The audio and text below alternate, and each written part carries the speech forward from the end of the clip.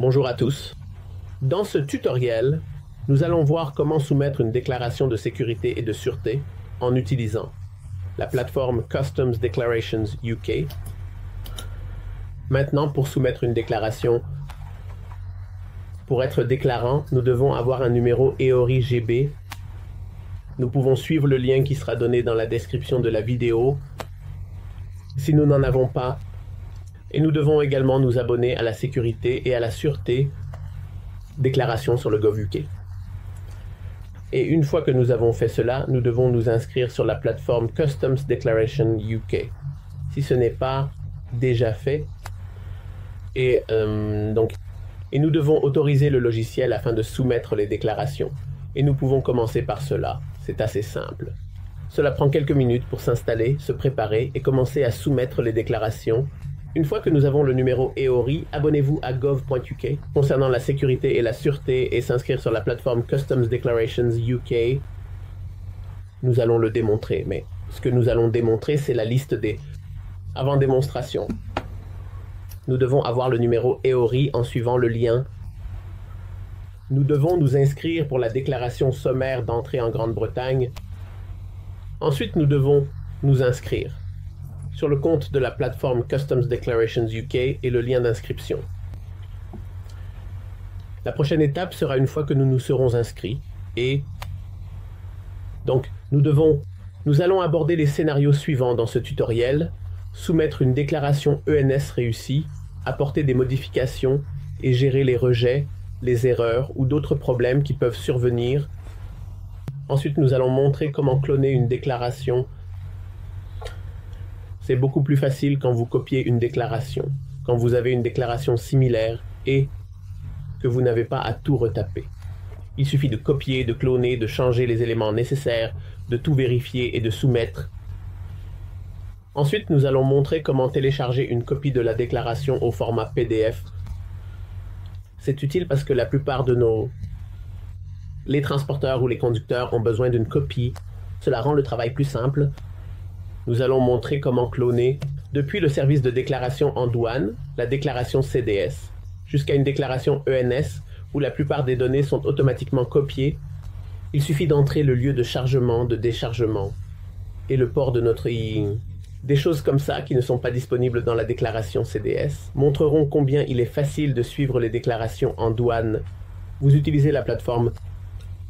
Je pense que sans perdre trop de temps, il est temps de le démontrer en fait.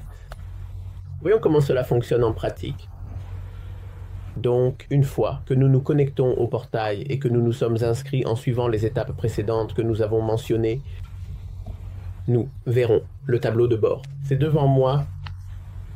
Là, vous verrez combien de déclarations vous avez récemment soumises, ainsi que les déclarations de sécurité et de sûreté ici. Vous devez suivre le lien pour vous autoriser auprès de HMRC, le logiciel avec HMRC. Si vous cliquez ici, vous serez dirigé vers le lien « Autoriser avec HMRC ». Vous pouvez cliquer ici pour vous autoriser parce que je me suis déjà autorisé. Je n'ai pas besoin de me réautoriser, mais je peux le faire si nécessaire ici. Donc en fait, c'est la réautorisation avec HMRC pour soumettre la déclaration. Donc une fois que vous avez fait cela, vous êtes prêt à soumettre. Donc, si je retourne au menu principal, aux options du menu juste pour voir ça, voici une liste des parties applicables aux déclarations de sécurité et de sûreté, où vous pouvez enregistrer les détails des parties Aid Party, entrer les détails, quelque chose d'obligatoire sera marqué d'un astérisque. Et vous choisissez les bonnes options pour enregistrer, par exemple, et dites cela. En revenant à l'option du menu, nous avons cette option de déclaration ENS. Nous pouvons cliquer sur « Ajouter une nouvelle déclaration pour commencer une déclaration vierge ». Avant cela, nous pouvons rechercher différentes options comme la référence client, de la marchandise si vous avez déjà soumis une déclaration précédente. Ce que j'ai fait, c'est que j'ai rédigé une déclaration vierge. J'ai préparé une déclaration pour simplifier les choses pour nous. Si je vais dans le brouillon, non. Ce que nous avons fait, c'est que nous avons ici saisi la référence client qui est interne à nous. Cela ne va pas à HMRC. Ce champ est désactivé car j'ai fourni cette information au niveau de l'article. Donc, s'il y a plusieurs occurrences du même champ dans l'entête ou l'article, vous pouvez entrer l'information à l'un ou l'autre endroit. S'il pense que cela s'applique à tous les articles, il vaut mieux entrer au niveau de l'entête, mais si cet article est spécifique, nous pouvons aller et entrer au niveau des articles.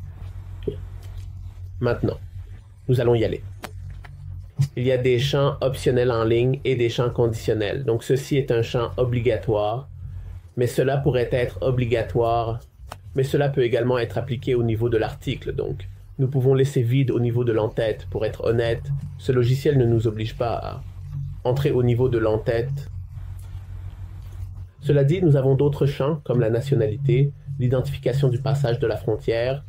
Maintenant, si je vois cette petite icône, cela me montre quelle est l'exigence pour ce champ particulier de la part de HMRC. Alors, quelles conditions devons-nous fournir? Quel format devons-nous trouver pour le numéro de facture? Nous formatons avec le numéro EORI et tout ça, et nous juste... Il faut entrer le numéro de facture, c'est aussi simple que ça. Et nous allons le reformater avec l'année à 2 chiffres, et le numéro EORI. Ici, nous pouvons entrer le code du pays et le nom de la ville. Ensuite, nous avons le code du pays d'arrivée dans l'emplacement et d'autres champs optionnels. Nous pouvons sélectionner l'exportateur dans la liste, où nous pouvons entrer les détails de la partie et entrer les infos. Nous avons les détails de l'importateur. Je peux sélectionner dans la liste ou je peux taper les détails. C'est similaire pour transporteur. Donc si j'ai enregistré les détails dans la liste des parties, je peux les réutiliser. Sinon, je peux taper de manière plus simple. Si je clique sur suivant à partir d'ici, je peux ajouter plusieurs lignes ici. Il peut y avoir plusieurs lignes ici. Cliquez sur l'icône de crayon ici. Je vois tous les détails de cette ligne particulière ici que j'ai sélectionnée. Le code de marchandise est optionnel, mais nous pouvons entrer un code de marchandise à 8 chiffres pour les fruits et légumes, le numéro de vis. Je me concentre sur les éléments obligatoires, mais si l'une de ces choses s'applique, vous pouvez l'entrer si vous cliquez. La liste des parties, si elle n'est pas saisie au niveau de l'entête, peut également être fournie au niveau des articles. Ils seront activés une fois qu'ils seront applicables. Cela s'applique quand c'est 1600, mais si ça s'applique, ouais. Donc, si je vais dans les détails de l'article, qui est la section 2 de la plateforme, dans l'application, nous pouvons sélectionner le type d'emballage, le nombre de colis et la masse brute, l'expédition. Maintenant, le nombre de pièces est applicable uniquement quand c'est en vrac ou certains types d'emballage. Alors vous n'avez pas besoin de fournir, je pense, le nombre de colis. Dans ce cas, je crois, ouais. Si je vais à la section 3 sur l'emplacement et le transport, je peux le faire parce que j'ai saisi au niveau de l'entête. Donc je peux simplement désactiver ça et montrer ça.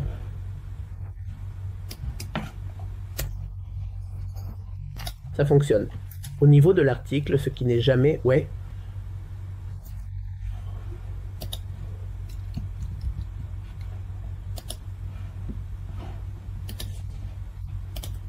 Alors que faisons-nous? Nous pouvons ajouter des documents supplémentaires ici. Et, si c'est applicable, cliquez sur le bouton « Aider » à ajouter. Cette liste est optionnelle, mais lorsque nous saisissons le code, ces champs deviennent obligatoires. Je ne peux pas aider sans. Je ne devrais pas aider sans ces choses. Nous allons vérifier ça. Ouais, si je clique sur suivant, à partir d'ici, nous avons le mode de transport en bas, qui est routier, ou rural, accompagné ou non accompagné. Nous avons un représentant, si c'est différent du déclarant. Si, par défaut, vous êtes le déclarant qui s'est enregistré sur la plateforme, votre ERE sera utilisé comme le déclarant ou le soumissionnaire de la déclaration. Ensuite, nous avons le numéro de référence de transport. Nous pouvons voir les détails pour cela. Et nous avons le bureau de douane du premier point d'entrée, qui est Douvres, et les données d'arrivée attendues. nous pouvons aider à la sélection des pays de transit, puis cliquer sur Aider. Au transit, ouais, mais si je n'en ai pas besoin, je peux l'avoir. Et alors, cela s'applique à l'Espagne, à la France et peut-être la Pologne. Dans ce cas, donc je clique sur Suivant. À partir d'ici, je peux tout revoir. Et ensuite, je peux vraiment soumettre. C'est soumis. Maintenant, nous recevons le MRN de HMRC. Nous pouvons voir les notifications. Le statut de la soumission était correct. Et voici le MRN que nous avons reçu. Donc c'était la partie concernant la soumission d'une déclaration réussie. Ouais. Maintenant, si je dois modifier la déclaration, ce que nous devons faire, c'est simplement cliquer sur l'icône de modification. Et si je fais une modification là-bas, par exemple, si je change les données de transport attendues pour l'arrivée, ça va être 27 maintenant, hein, 14 heures. Ouais, et je peux changer d'autres détails, ce n'est pas un problème. Donc je peux changer le nombre de colis. Ça va être 5 cette fois et ça va être 25. Ouais, juste soumettez celui-ci.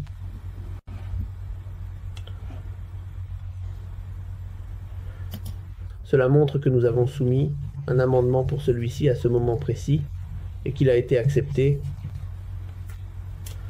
Alors, c'est un succès de soumission d'amendement.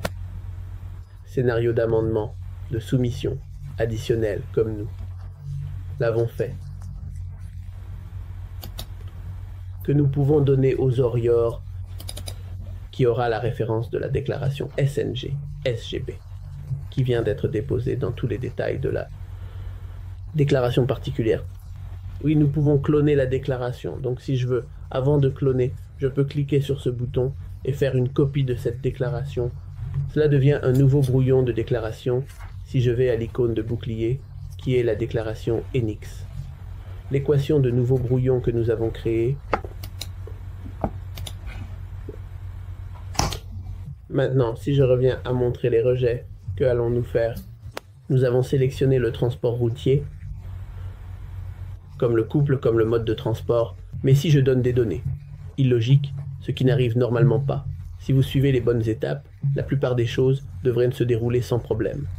Mais si je sélectionne le mode de transport comme étant la route, le rail est un mode de transport ferroviaire, et si je sélectionne, une déclaration similaire, et que c'est un RoRo accompagné, ça n'a pas de sens. Ensuite, si je dis que c'est du féminisme, ça dit rejeter, et nous pouvons voir la raison est que nous avons donné les circonstances spécifiques comme des... Et nous ne pouvons pas avoir ce mode de transport assez simple. Nous pouvons lire l'erreur et la corriger. Maintenant, c'est rejeté. Le problème, nous n'avons pas besoin de tout refaire. Nous pouvons revenir à l'icône de crayon et corriger ce que nous devons corriger. Mais c'est comme, en fait, c'est une route. Je peux revenir en arrière et soumettre à nouveau.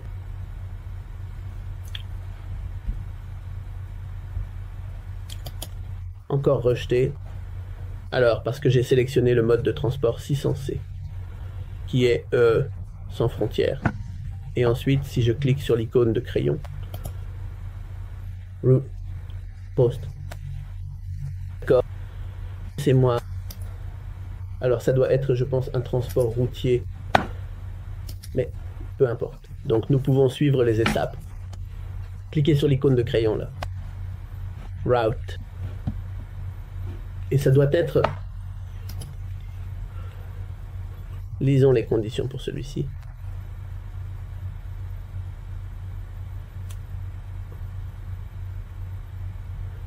3 et 4. Sélectionnons celui-ci.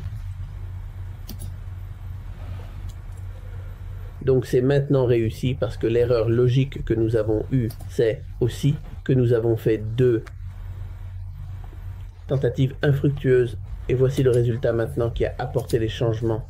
Nous avons le MRN, nous pouvons revenir en arrière et le corriger.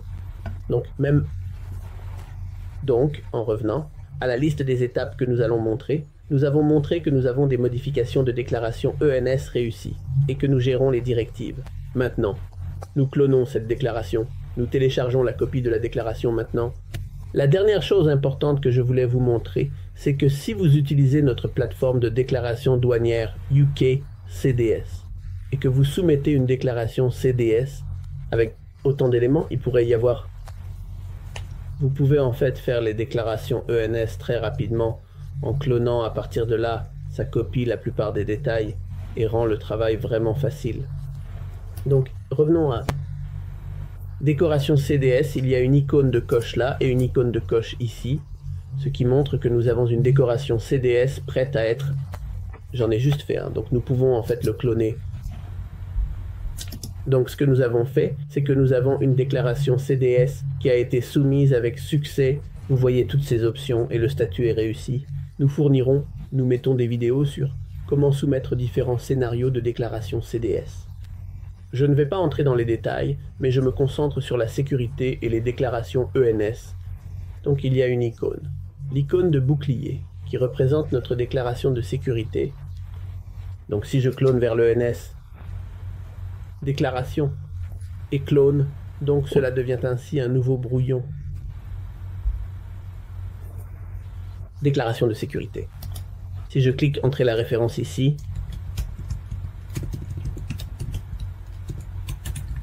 ici, et si je commence à télécharger,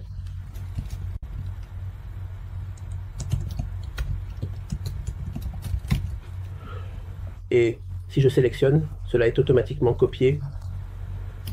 Et si je passe à l'étape suivante ici, donc ce sont ceux-ci, et toutes les informations sont automatiquement copiées ici.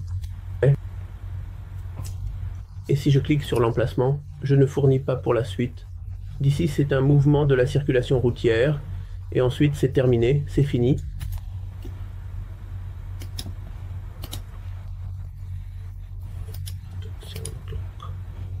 Et je dirais que c'est de France et le Royaume-Uni. En fait, la plupart des informations dont nous avons besoin sont en fait copiées et nous pouvons simplement entrer les informations pertinentes, suivre les étapes et éventuellement le sujet. Je pense que ça a du sens. Donc, si ça, imaginez que vous avez 99 lignes ou si vous avez plus de lignes ici, vous n'avez pas besoin d'entrer ou de taper les détails. C'est code, code de marchandises, description, quantité, tout est copié pour vous, ce qui rend le travail beaucoup plus facile à suivre. De CDS à ENS, mais vous pouvez commencer par l'ENS, et si vous avez une déclaration ENS similaire, le clonage depuis l'ENS est également une option. Cela, clone l'ENS à l'ENS. Et celui-là était pour le CDS à l'ES. Maintenant, une autre chose que nous avons faite, c'est que nous avons fait un clonage. Maintenant, il y a une référence ici. Donc si je clique ici, je peux revenir à la décoration des unités, d'accord? Et si je vais à la suite, suivant, et soumettre celui-ci,